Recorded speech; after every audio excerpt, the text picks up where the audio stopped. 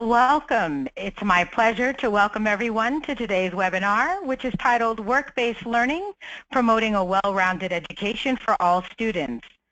My name is Jamar Nellums, and I'm a Senior Technical Assistance Consultant at the College and Career Readiness and Success Center, which is part of the American Institutes for Research. We have a great panel of presenters today, and before we start our main presentation, I'd like to share some information about the CCRS Center and why we chose today's topic. The CCRS Center is a federally technical assistance center whose mission is to foster the capacity of vibrant networks of practitioners, researchers, innovators, and experts to build and sustain a system of support for states as they implement strategies to improve college and career readiness and eventual success of their students. We provide direct technical assistance to state education agencies, and we aim to build their capacity around college and career readiness and success efforts and strategies. We do this through the provision of technical assistance that is intensive, targeted, and universal in nature. And the technical assistance also focuses on bringing forth the best evidence-based and promising practices with an emphasis on implementation support that's customized to individual state needs. This includes support for SEAs to plan for and implement the Every Student Succeeds Act. We have 4 priority areas at the center, and although these areas are distinct, they do overlap. They include career readiness, which includes strategies to support employability skills efforts, post-secondary pipelines, which includes transition for students moving towards post-secondary education, training, and careers, data use to inform college and career readiness efforts, and then also supporting states with the planning and implementation of ESSA and how to leverage college and readiness state priorities within the federal law and within state plans.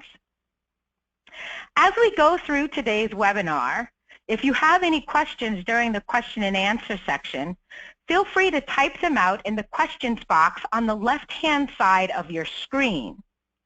Or you can click the raise your hand button and we'll unmute your line so you can ask questions aloud.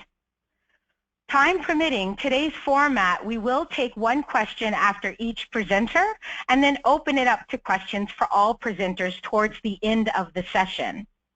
Also at the end of today's webinar, we would greatly appreciate if you could complete a short feedback survey that we have. This really does help the center improve our events and plan for future webinars. We will be recording today's webinar, and you'll be able to find the recording after today's event on our website. So you may be asking, why has the CCRS Center chosen work-based learning as a focus of topic? As a topic of focus, and it's based on what we're hearing from states and because of the opportunities that are provided under federal and state laws impacting SEAs and local education agencies. So 2 examples of this are through the Every Student Succeeds Act and another example, the Workforce Innovations and Opportunity Act. We also assume this will have applications in Perkins once Perkins is renewed. But taking a very quick look at ESSA, through ESSA, Title I requires states and local education agencies to provide a well-rounded education. And this is defined as broad, rigorous coursework and educational experiences. So the language under this section provides work-based examples for educational experiences. So for instance, work-based learning opportunities that provide students in-depth interaction with industry professionals and, if appropriate, academic credit. Also under ESSA, competitive grants for 21st century community schools and promised neighborhoods must establish pipeline services. So these are academic and non-academic supports that occur along a continuum. And the statute notes work-based learning as one example of activities under pipeline services. And then also under Title II, there's the explicit allowable use of local Title II funds to provide professional development to educators to develop strategies for integrating work-based learning. Under the Workforce Innovations and Opportunity Act, a minimum of 20% of Title I youth formula funds must be used for work-based learning. And then also, WIOA requires collaboration with K through 12 and post-secondary institutions around career readiness and activities that align with industry needs. WIOA also supports work-based learning and the requirement of availability of pre-employment transition services, such as work-based learning opportunities for students with disabilities who are eligible or potentially eligible for vocational rehabilitation services. So recognizing that these opportunities exist, the CCRS Center is pleased to feature today's experts who will provide various perspectives on work-based learning, including effective principles and various models, and the role that states can play to substantively support work-based learning and implement innovative work-based learning approaches. Our first speaker today will be Dr. Charlotte Cahill, who is an Associate Director for the Pathways to Prosperity Network at Jobs for the Future. Dr. Cahill leads state policy and strategy work for the network and oversees the Pathways to Prosperity regional asset mapping process. She also provides technical assistance to states and regions in the network and conducts research to support the Pathways to Prosperity work. Prior to joining JFS, Dr. Cahill worked at the Council for Adult and Experiential Learning, where she conducted policy research and facilitated a peer learning network of colleges and universities focused on strengthening post-secondary programs and career pathways for student veterans. Dr. Cahill has taught at several colleges and universities and holds a BA in history from Boston College and an MA and PhD in the history of U.S. public policy from Northwestern University. Dr. Cahill will then be followed by Mrs. Kama Stanton, who received her Bachelor's of Arts degree from the University of South Carolina and is a certified global career development facilitator. She is the Career Guidance and Work-Based Learning Education Associate with the South Carolina Department of Education within the Office of Career and Technology Education. Mrs. Staten also previously served as an ACTE monitor to ensure compliance with federal and state grant requirements for local recipients of Perkins, state EIA, and work-based learning allocations. Prior to joining the State Department of Education, Mrs. Staten worked with the South Carolina Virtual Charter School and School District 5 of Lexington and Richland counties within career guidance. Her career path includes over 18 years of workforce development and employment recruitment within the healthcare industry business sector, and she has extensive experience with work-based learning implementation and key partnership success with education and business industry stakeholders. Mrs. Staten has served in previous state leadership roles to include legislative appointment and past chair to the Midlands Regional Education Center Advisory Board, as well as past health science chair with the Midlands Education and Business Alliance.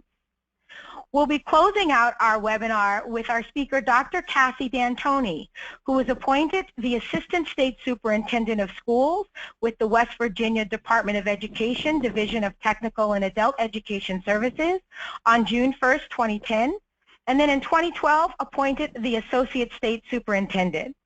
Now, she is the current Chief Officer for the Division of Career Technical Education.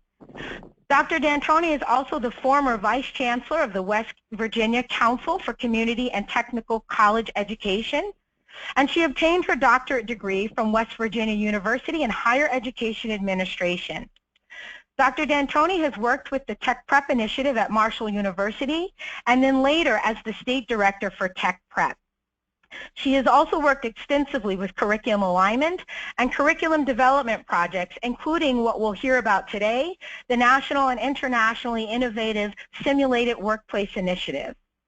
She currently serves on the Governor's Workforce Council and was appointed to the West Virginia Commission on Middle Grades. Dr. D'Antoni has authored a number of articles on effective transition practices from public schools to higher education and collaborated on 2 books with national authors on the topic of career pathways and adult career pathways. So once again, we are pleased to have each of our presenters here today. And with our introductions out of the way, I'm going to now turn it over to Dr. Charlotte Cahill. Charlotte? Hey, thanks so much, and thanks to everybody for joining us this afternoon. I'm excited to be talking about work-based learning. So I wanted to start with just a quick kind of overview of, jobs for the future and how work-based learning fits into my work. So I work for an organization called Jobs for the Future that has sort of over a decade of experience building college and career people for both young people and adults. And we really work kind of at the intersection of policy and practice and across kind of the secondary and post-secondary education systems as well as the workforce system. And I work more specifically with the Pathways to Prosperity Network, which is a collaboration of Jobs for the Future, the Harvard Graduate School of Education, and states and regions across the country that are building and scaling grades 9 to 14 career pathways for young people. And we see work-based learning as really an essential element of these career pathways. We, feel very strongly that not all of the skills that young people need to be college and career ready can really be acquired in a classroom.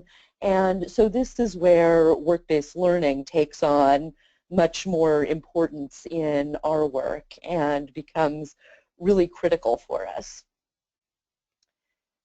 Thank you.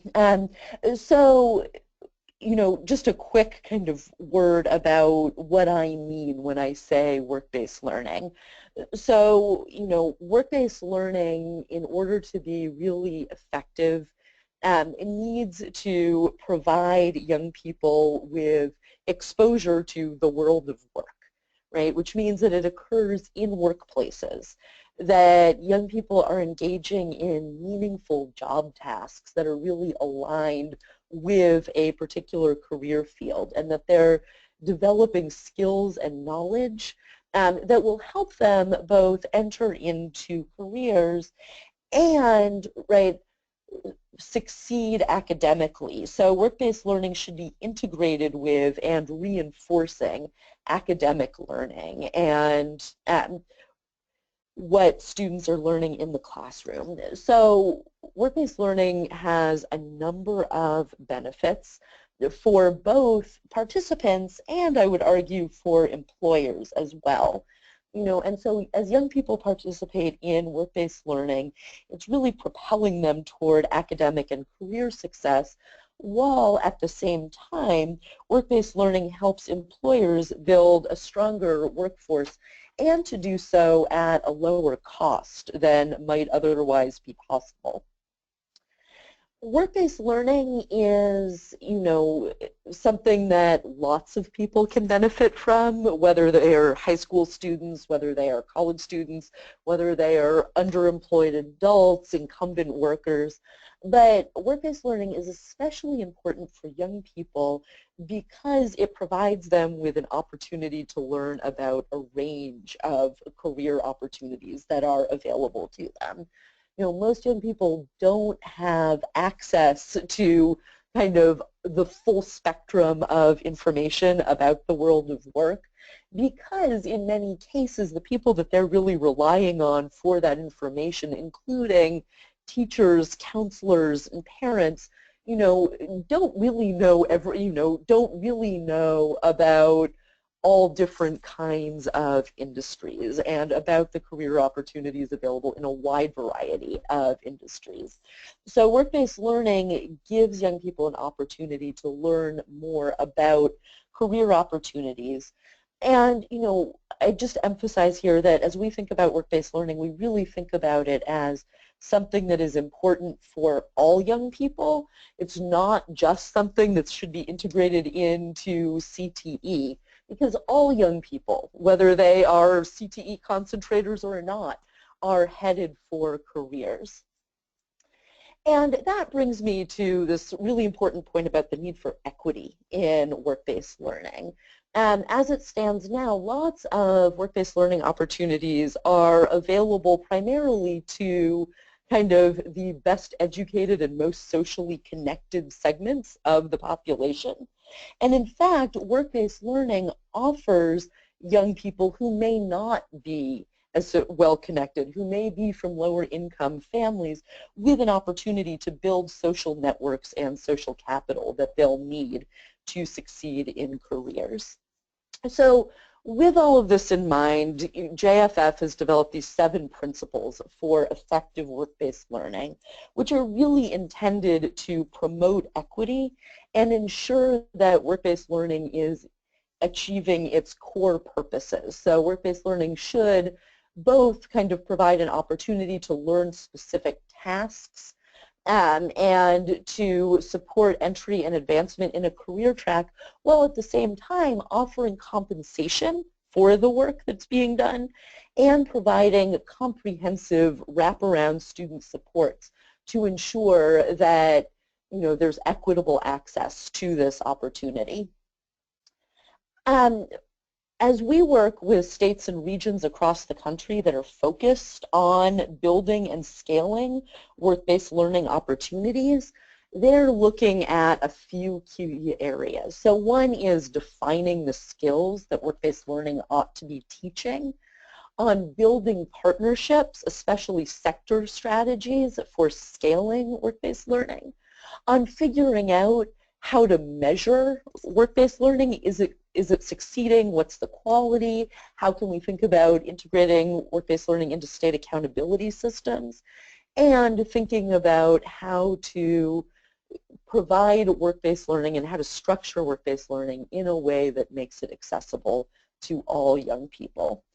So states in the Pathways to Prosperity Network have developed a number of key strategies for scaling and accelerating work-based learning. And I'll just run through these fairly quickly because I know that the other presenters on the webinar today have, a lot of really rich experience with, implementing a lot of the strategies that I'm going to talk about at a high level, and I want to make sure they have time to do so.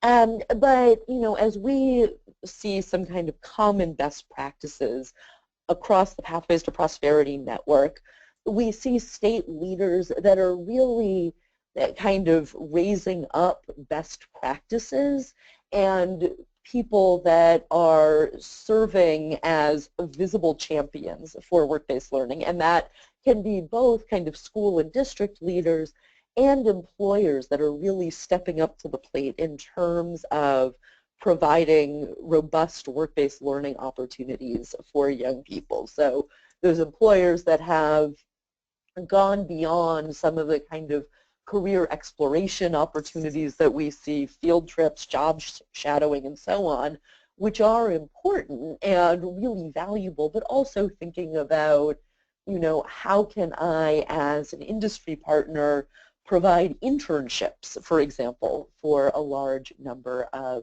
young people.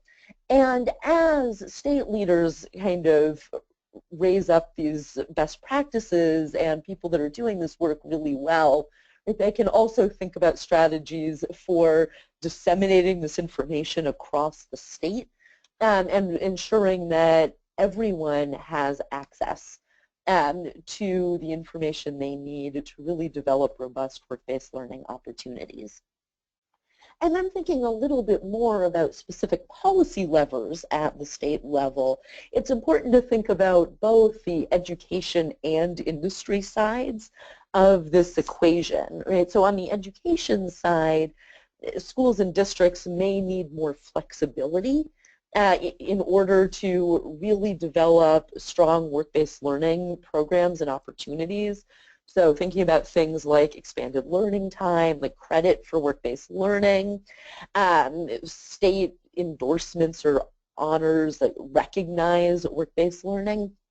And then on the industry side, thinking about whether there are incentives that can be used or supports that can be offered to industry partners as they think about offering internships and other kinds of more intensive work-based learning opportunities. So those could be tax credits.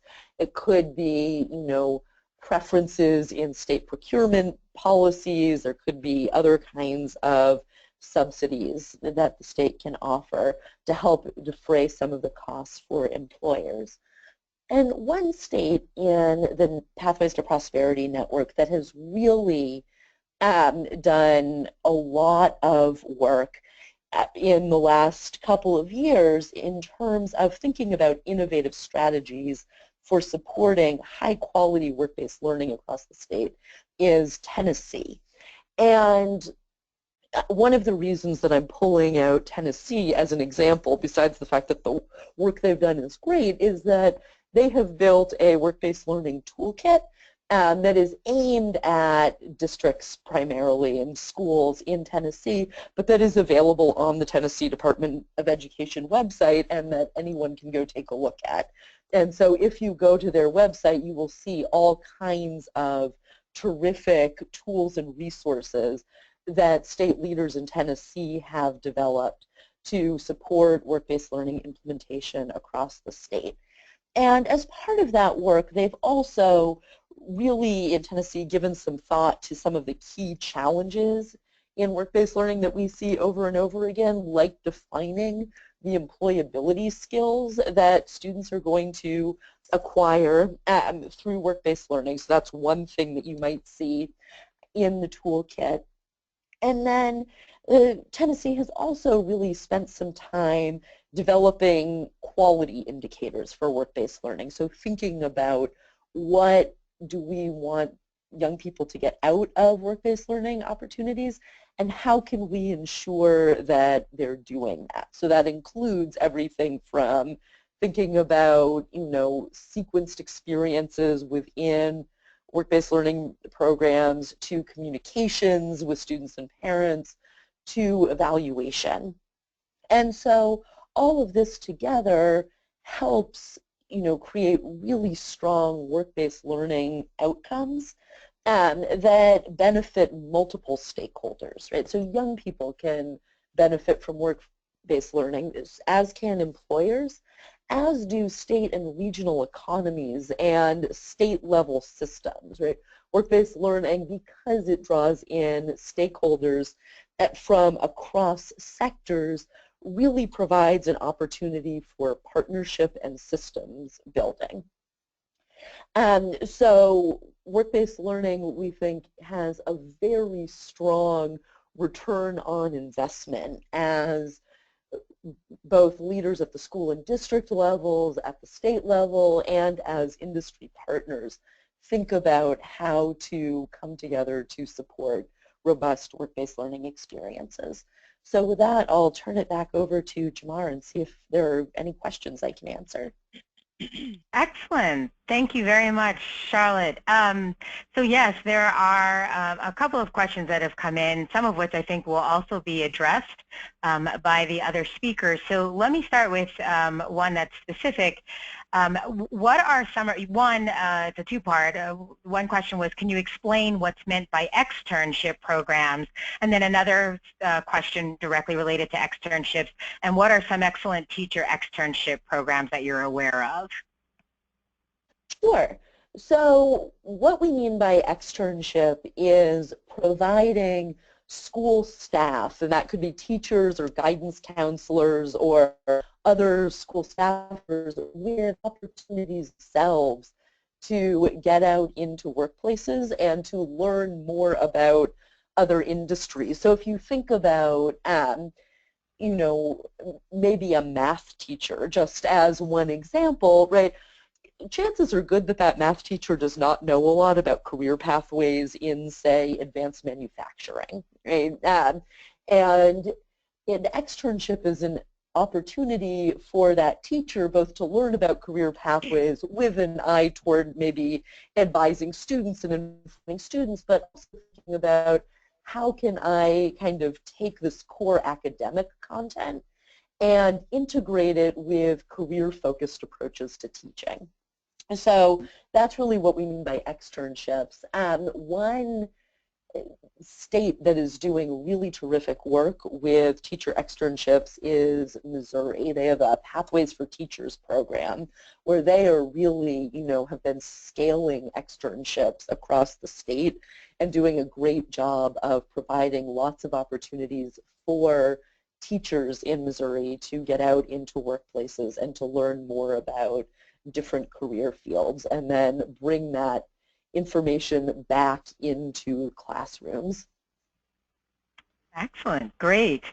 And we did get a number of questions in that also I think will be addressed through some of our next two presenters, some related to willingness of industry partners and availability of placement opportunities, and then also about work-based learning for those who have not yet reached high school diploma level. So just whetting everyone's appetite for some of the questions that are coming in. But now we are going to turn our attention to Mrs. Kama Staten from South Carolina. Kama? Good afternoon to all. It's exciting to be a part of this wonderful opportunity that the Institute has offered today. Just following up, it's really wonderful how I am leading after Dr. Cahill's presentation, which was excellent because it really laid the platform and foundation for leading into what we're going to talk about with work-based learning in South Carolina's model, especially how it relates to how important work-based learning is and the benefits of work-based learning. We're going to go more now into a deep dive into the how-tos, the implementation, to measure, the evidence, and the accountability. So without further ado, we will get started. First, with South Carolina, we recognized over a decade ago of the importance of legislation's involvement with work-based learning. Many folks across the nation have heard of the awareness of our Education and Economic Development Act of 2005. And as we go through the next couple of slides, feel free to copy and paste the different links that I have provided because they take you directly to content material, and for many, especially with our legislation law that's in place, this particular link will take you directly to the State House archives that show the entire movement of the legislation piece that ultimately became a law. With the EEDA of 2005, we got legislative support to go through and recognize that business industry must be involved with education in order to prepare our students to be college and career ready, to be globally effective, and compete in this workforce that they will be facing in the next 5 to 10 years.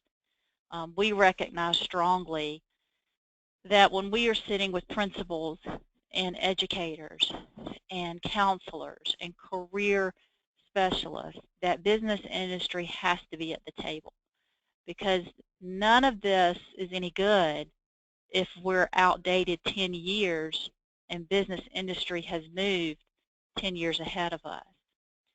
So I encourage each of you to pull up the Education Economic Development Act, because that was really the backbone that started our momentum with career development and guidance, as well as work-based learning. My apologies. A next piece that is very helpful if you are in this webinar and starting from ground zero or needing standards to go by that define competencies for counselors especially, because they many times are your career specialist or that career counselor in a school. On our website, we have the South Carolina Comprehensive Guidance and Counseling Program Model. The guidelines provides a consistent framework. For South Carolina, we recognized career guidance starts in pre-K and goes all the way through 12th grade. We define the standards and competencies for school counselors as they address the needs of all students. It also improves students' knowledge of careers and reinforces the academic, the employability, and the lifelong learning skills and how each aligned with being successful in that. The last piece of foundation that I want to mention is our work-based learning proviso.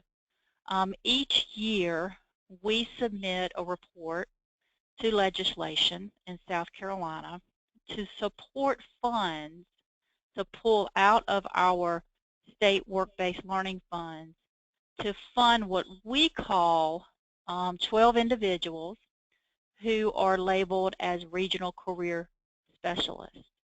And we'll be digging a little bit deeper into that in the next few slides. But for starters, I wanted each of you to have our foundation, how South Carolina started the momentum, how we used this foundation for implementation, and most importantly, for many of you, for the accountability and evidence-based that schools may be looking for. So now we're going to move into the implementation piece of work-based learning as it relates to our state in South Carolina.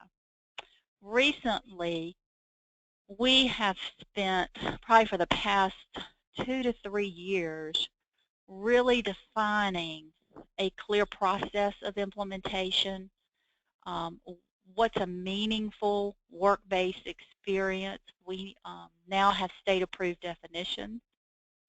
We have a method of reporting accountability through our student information management system, which is called PowerSchool.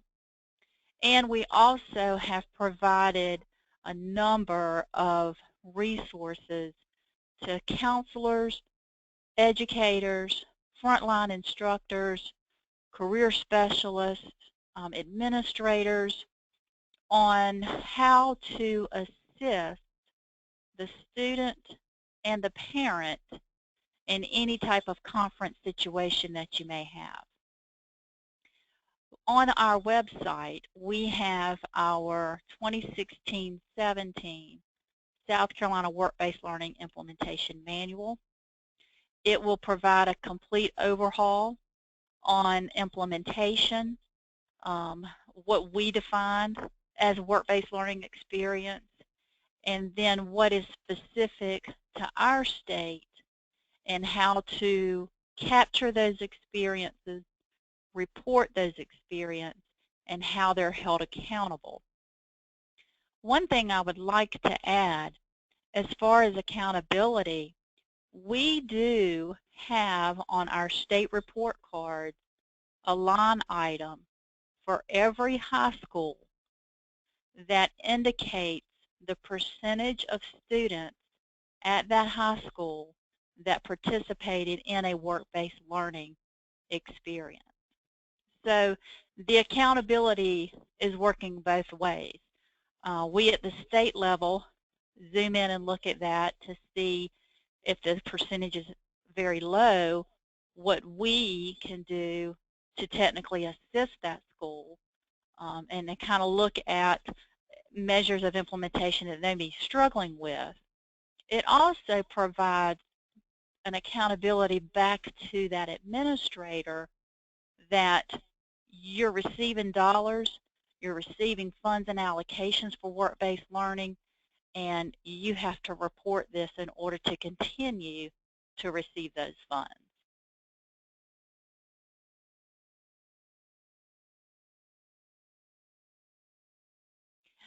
I mentioned earlier, we do have set up in our legislative law for funding that comes out each year to support the salary and fringe of our regional career specialist role. For us, our regions are in alignment with the Workforce Investment Act regions. Each of our regional career specialists are certified and licensed as a global career development facilitator. Each collaborate directly with the districts and schools that they're regionally aligned with. They provide career development facilitator training.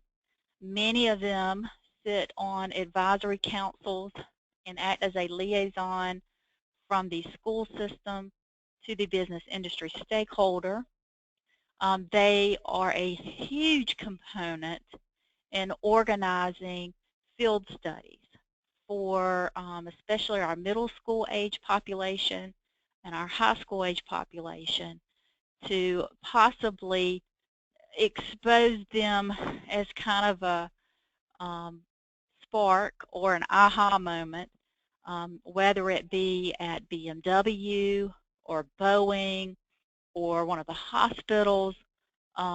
They are a huge component in making those field studies happen logistically, as well as making it an all-day experience to get your more bang for your buck. So that role is very vital.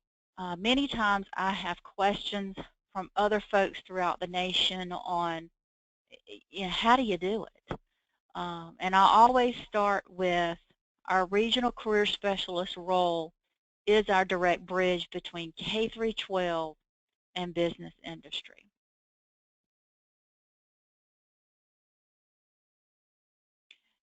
Uses of funds is many times for some states, those conversations, people aren't sure on who's going to pay for what's our barrier, what can we use it for, what can we not use it for. And I have two links on here that will give you an idea of how we allocate those work-based learning funds. One of those things that we do is the South Carolina Career and Technical Education Local Plan Funding. It says agriculture. That's a typo, and I apologize for that. It should be South Carolina Career and Education. South Carolina Career and Technology Education Local Plan Funding. Each year, our CATE directors from each local school district must provide a description of activities on their intent on how they are going to spend their Perkins federal and state work-based learning funds. So again, there's a link provided for you to go in and see what that looks like and if that would be applicable in administering through your funds. We also paired with those use of funds the South Carolina Perkins and State Work-Based Learning Expenditures Guidelines. That gives each of our administrators a toolbook on what's allowed, what's not allowed to ensure compliance. With that compliance comes monitoring and audits. In South Carolina, we have a system of monitoring to go out to districts on a 3-year cycle, look at their local plan, look at their evidence, look at what they said they were going to spend this money on, and did they do it? So when we go back to accountability, not only is it reported as evidence on their state report card, but now they're being monitored to make sure that those experiences are transpiring.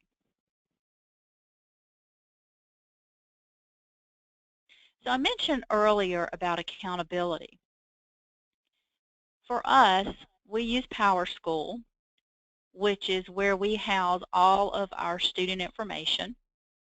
And we actually partnered with Pearson and created our own page in the PowerSchool module that we currently execute and use on a daily basis in all of our K through 12 public schools.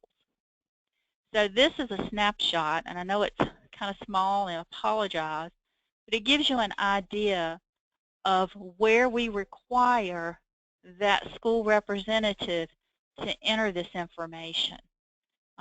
It's driven by the student, so it's not a group listing that you would pull up, which is very beneficial, because as a school counselor, when you are having what we call in South Carolina an individual graduation plan conference, and you're sitting with those parents, you're able to pull up Johnny, and you can quickly go through work-based learning and have historical knowledge on experiences Johnny's been involved with, where they were at, what type of experience it was, and then we also align this with their chosen career major or their career interest inventory that they have completed between middle and high school.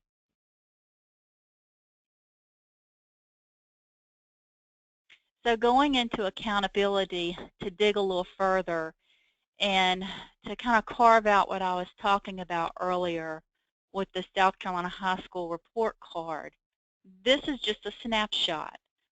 And all of this is for public review and accessible through our website at ed.sc.gov. But you can see under opportunities, a graph pulls up. It gives you information on annual dropout rate, what's the percentage of enrolled in an APIB program. And when you go down a little farther, you will see where the arrow is indicating students participating in work-based experiences. For this particular school, it was 94.1% out of their total enrollment of 829, which is very high. So I wanted you to kind of have a visual of what I'm talking about with our accountability in South Carolina.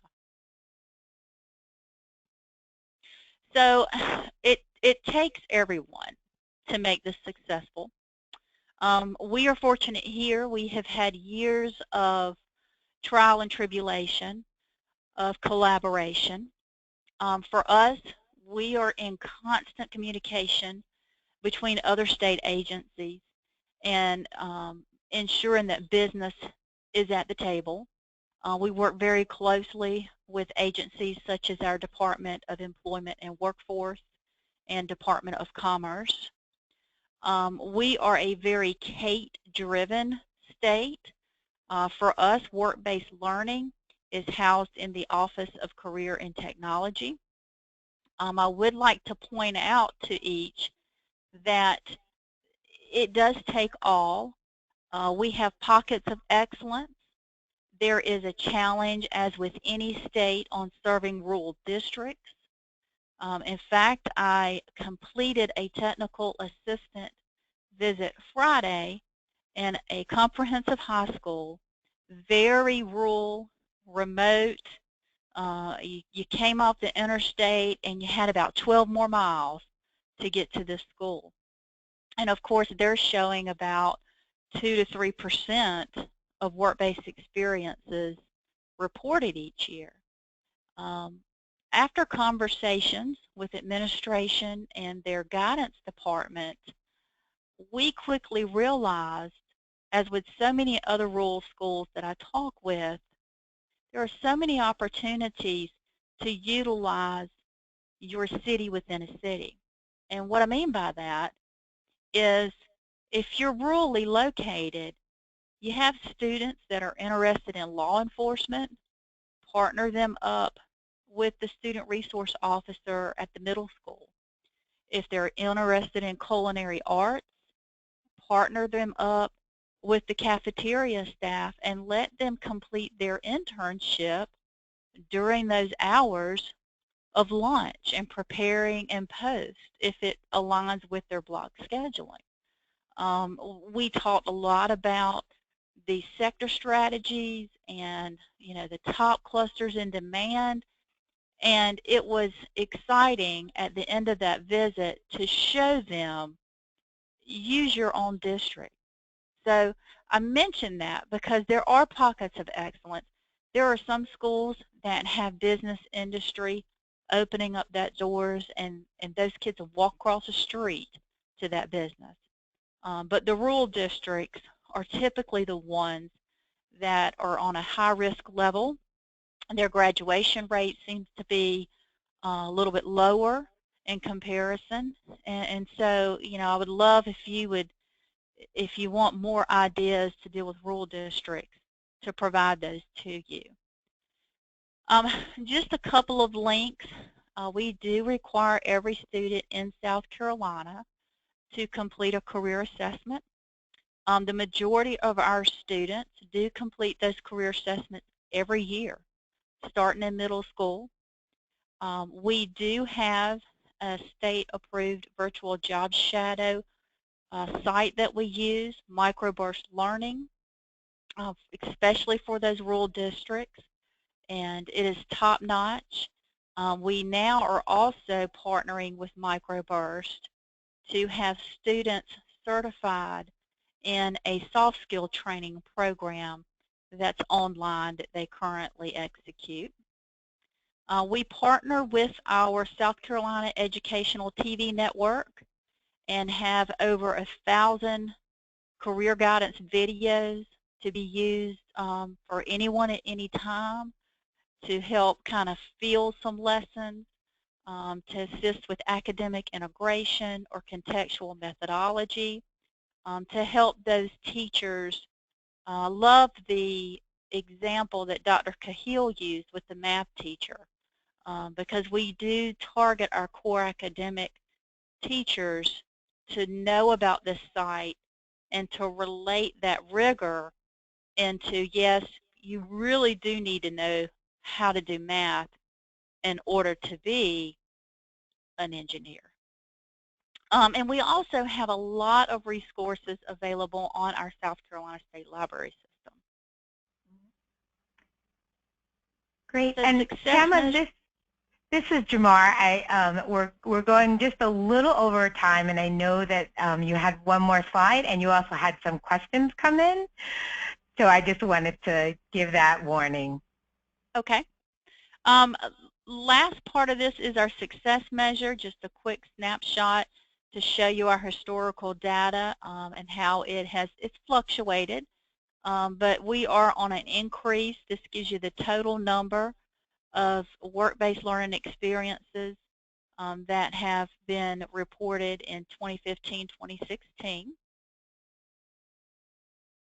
And we are at the end for questions.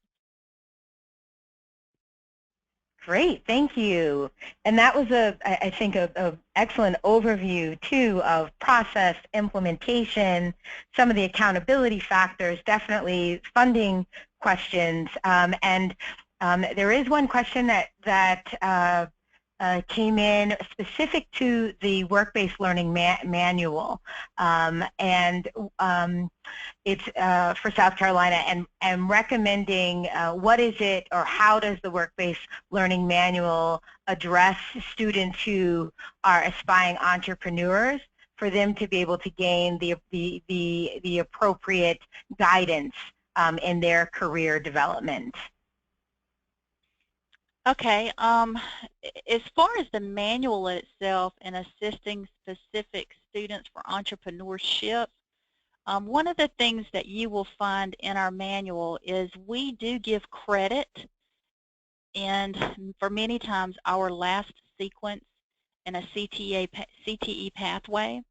For example, we do have an entrepreneurship career cluster and under the business management finance cluster of study.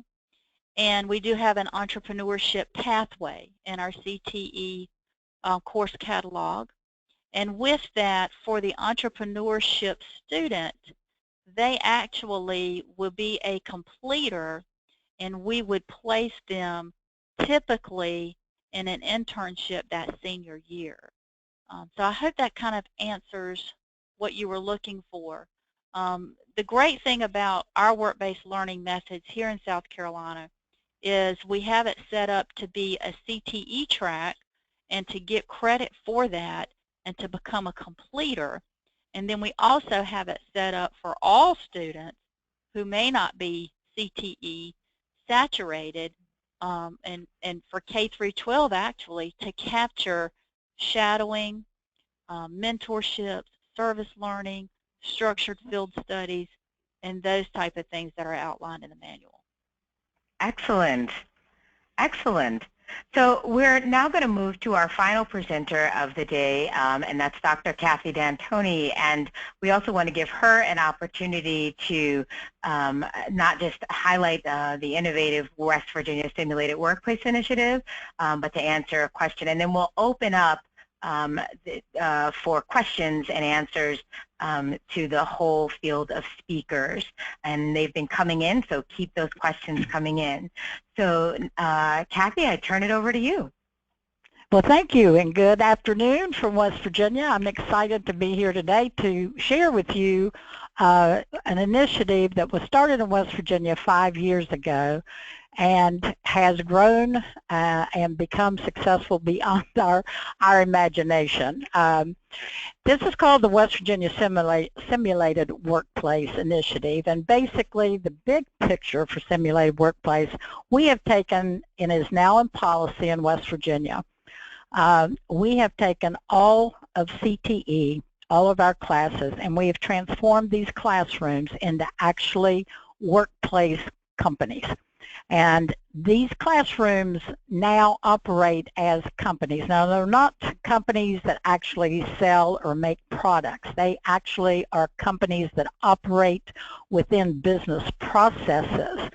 Some things are coming out that I'll explain later from these companies that are giving students real life experiences, but basically the classroom, a welding classroom, a carpenter classroom, a plumbing classroom, a careers and ed classroom, any classroom in career tech is now a company. They're student-led. They follow standard business processes which the students develop. They have job positions within their companies, job foremen, quality control, safety inspectors, information technology specialists. All of these are actual positions that you would see in the real world. So they are emulating whatever their content area is, what they would actually see in a real company in a workplace. These companies, like I said, follow standard business processes and practices, and accountability piece is delivered through business inspections, which are done by the industry on an annual basis. When we first started this, we thought it might make a little bit of difference. It has, what we are seeing is blowing us out of the water as far as what's happening with students across career tech. What happened was we had conversations with businesses for the past 20 to 30 years, and the conversation went 20 years ago based on here's what we would like to see the skill sets in students that are graduating from these programs. That conversation changed to a frustration of business people who were almost shouting at us in education saying, you know what? Just send us kids that will people that will show up on time, be drug-free, give us a full day's work, we'll train them. You don't even have to worry about the skill sets. And, you know, the conversations, and we started reflecting on this, and we had outstanding students with technical skills and Skills USA winners and all that. So what was happening? Well, the problem was the soft skills were missing. And so the idea came about that we would turn all of these, instead of classrooms, traditional classrooms, we would turn them into where they can actually learn the soft skills, how to communicate, how to work in a team, how to lead, what does it mean for the bottom line of a company, what does attendance mean when you're not there, what happens to the company's work, what's the quality of the company. And we got with a group of business people, some higher ed people, and we built a structure and a framework to develop the simulated workplace. Basically what happens is it's a school-wide cultural change. It is not a traditional education classroom anymore. It increases student leadership and engagement, and we are seeing things happening in these companies that we realized that we were holding back the development and the growth of students because we as teachers, instructors, and administrators were dictating the pace and the levels of learning. When we turned it over to student voice and student leadership, oh my gosh, they are teaching teachers where to go or how far they can go. It's exciting. And instructors, they are transitioning from actually teaching to facilitators. So it is now in policy. It took us 5 years. We have developed it. We started out with 80 sites. We now have every single classroom. Over all the students who are in Career Tech in West Virginia are participating. And they follow 12 protocols. Now, within these protocols, each company has their own personalities based on students and based on their leadership. But all companies have the 12 protocols. First protocol is it must be student-led. So students, there are CEOs, there are job foremen, there are students. So the student must lead the company. There's an application and interview process. Students apply to get into these companies and they have interviews before they get in. Of course, we don't keep students out. But what it has done, what the application process has done for us, it has almost guaranteed that a student is placed in a program that they're interested in rather than just being placed because they didn't know where else to schedule a child. So that has helped with that. And the interview structure gives the instructor and other folks an opportunity to find out about why the student is interested in this particular program. What is interesting is over the past 3 to 4 years, students now are, seniors are on the interview committee for students coming in. That has been a very interesting thing to watch. Students become their leaders. Their questions of kids coming into the programs is interesting to watch and very mature for those areas. There is a formal attendance system because teaching students that their company is judged or rated based on their attendance rate. And why is that important? And what happens to the company's bottom line when people aren't there or in their company? So there is a formal attendance. A lot of our companies, it depends on the company and how it is in the real world. So some have time clocks.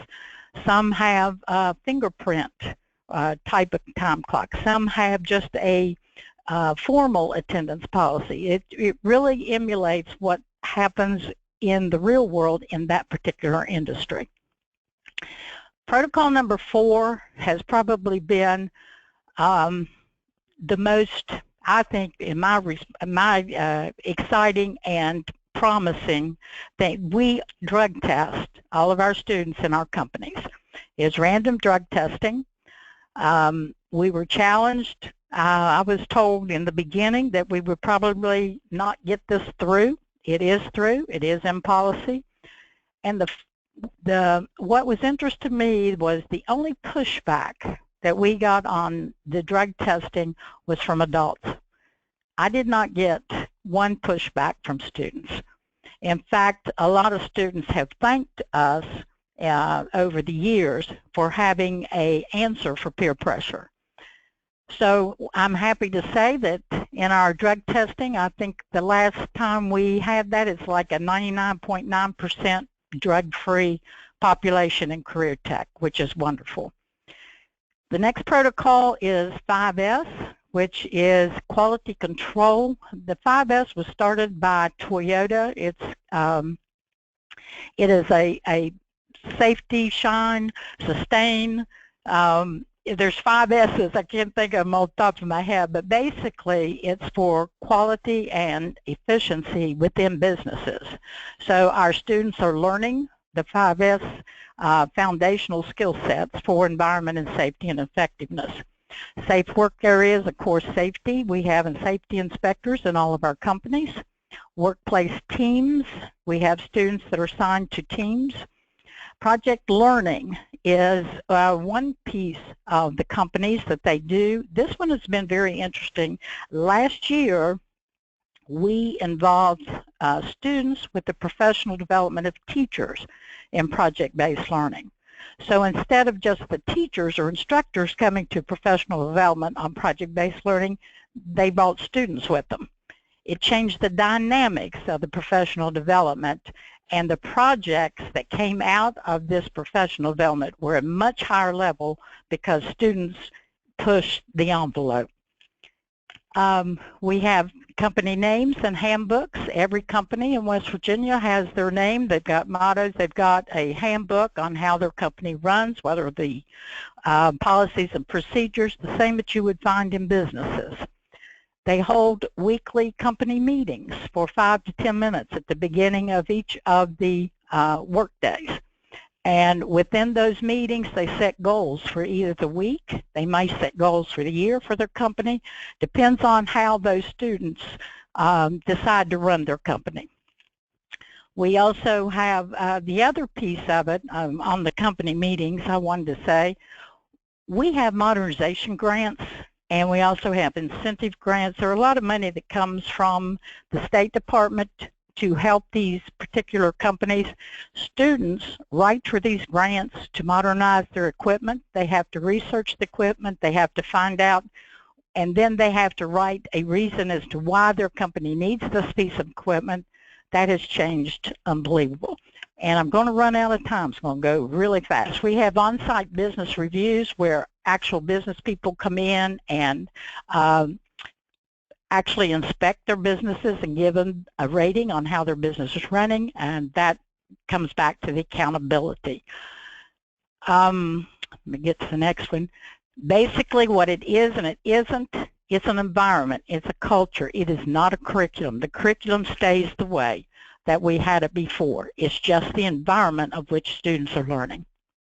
That's our growth. I hate to go fast, but I'm going to, we have unbelievable, we've had outside people do research for us on how it's working. We have a 97% student satisfaction rate. 98% of instructors feel that they can better relate to real world and they better understand the business processes.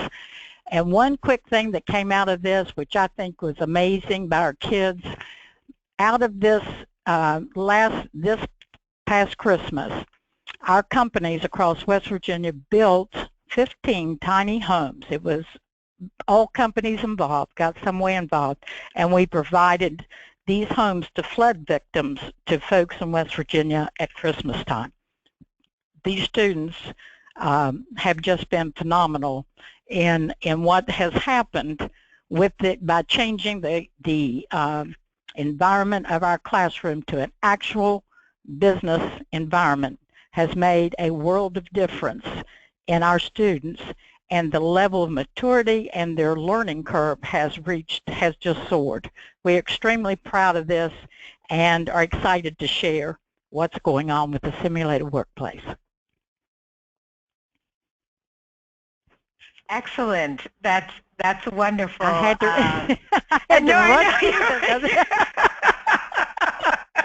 You sure did. But I think the great part is, one, it's going to give us some time to pull at least one of the questions that came in for you, and then open it up to the group at large, because there were a few questions. And I will say out loud to all of our participants, we will try to answer as many of the questions as we can, have our speakers answer those questions, and have them posted once we've archived the webinar or shortly thereafter. So one of the questions that came in very specifically for the simulated workplace, so this will be two quickies.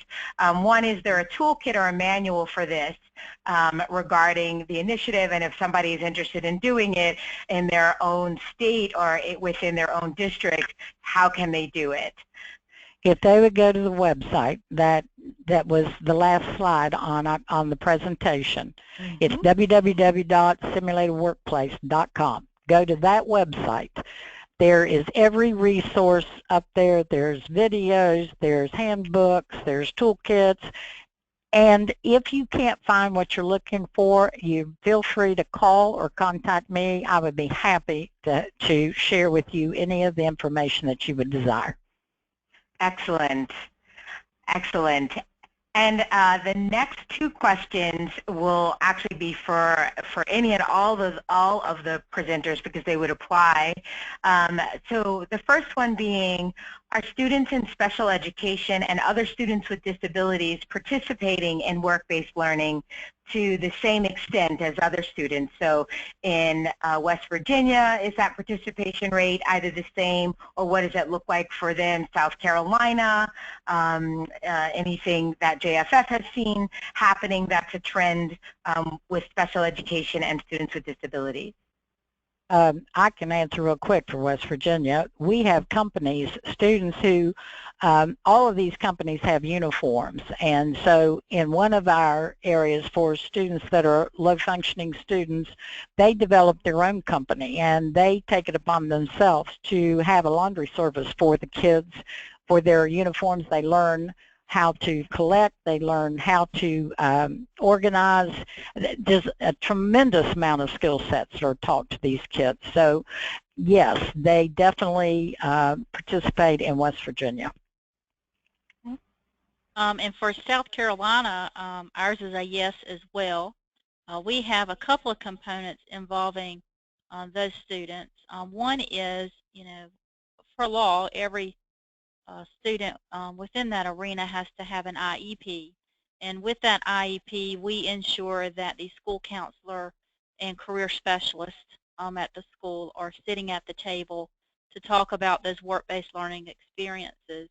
One of the work-based learning state-approved experiences that we find is very successful with the special education population is school-based enterprise. We see that a lot in the schools.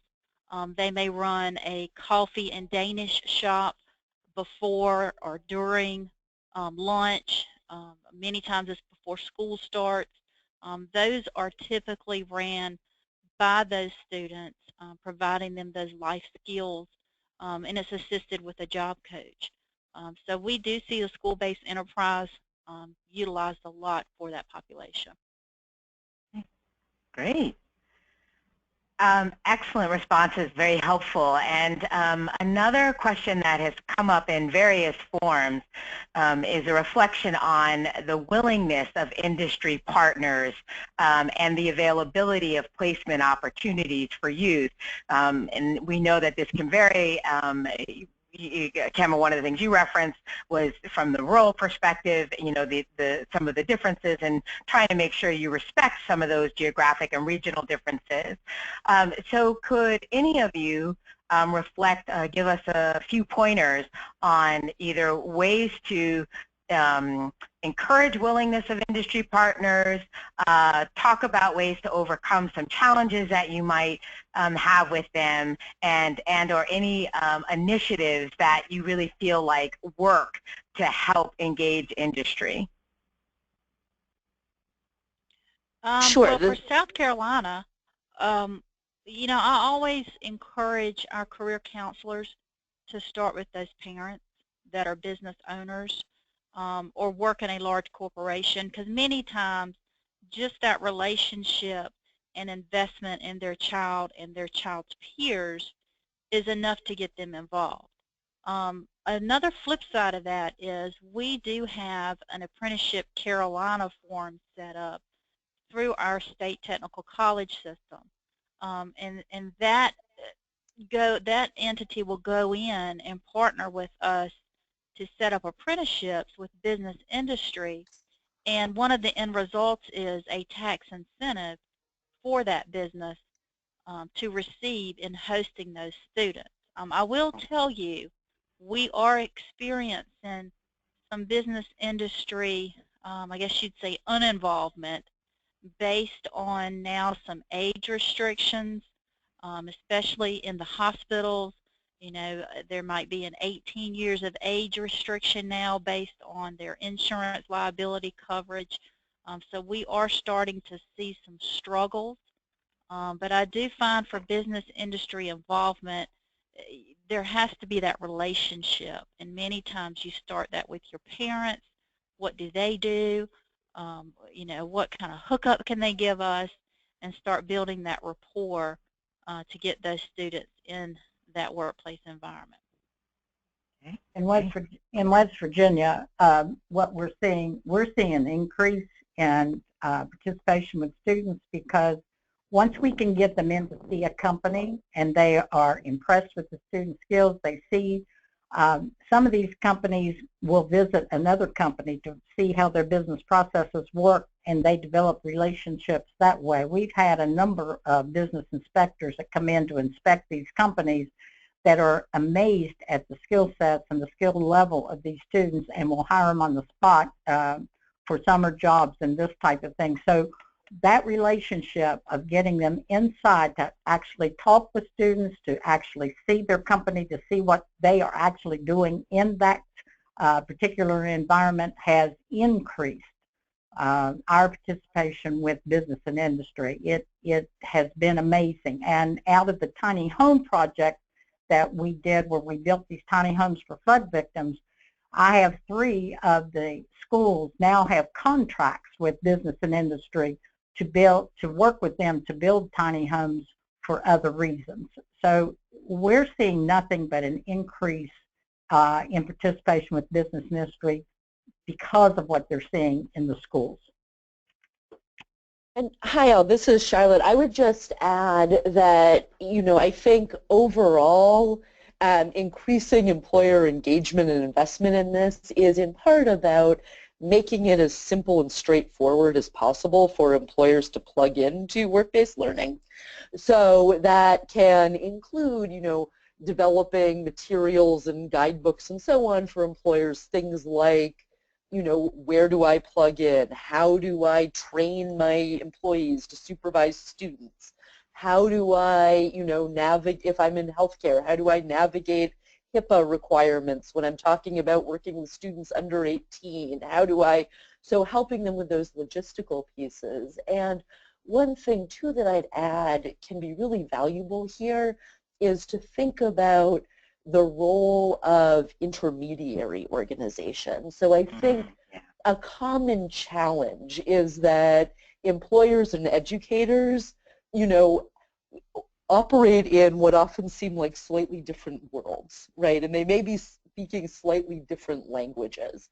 And it can be really helpful to have an intermediary organization that can really translate between the two, can help with kind of the practical logistics on both sides, right? So employers don't always know how to plug in with schools and districts, and schools and districts don't always know, how to approach employers or what they can ask employers to do. So I think having that organization that can really serve as a bridge between education and industry is really helpful here, and something that we've seen in the Pathways to Prosperity Network. Some states are really investing in the development of statewide or regional intermediaries that can do that work and help scale work-based learning. Excellent. These are great responses to our questions, and we are almost at time, and so I do want to get us to the last slide, and also reiterate to folks that we will be posting these slides on our website once the webinar has been archived, and sometime shortly thereafter we will also try to get you some answers to the number of questions that you offered. But as you'll see at the end, we have links to each of the presenters' websites, which will take you to any of their supplement information and links that you've heard them mention. But on behalf of the College and Career Readiness and Success Center and AIR, I would really, really like to thank all three of our speakers today. You've all done just a wonderful job. We could tell by the interest coming in from the questions and the sharing of the information, and we know that this is just the beginning, especially as we begin our implementation as states through ESSA and WIOA and Perkins. So thank you everybody for participating, and that will now be the conclusion of today's webinar on work-based learning. Thank you all.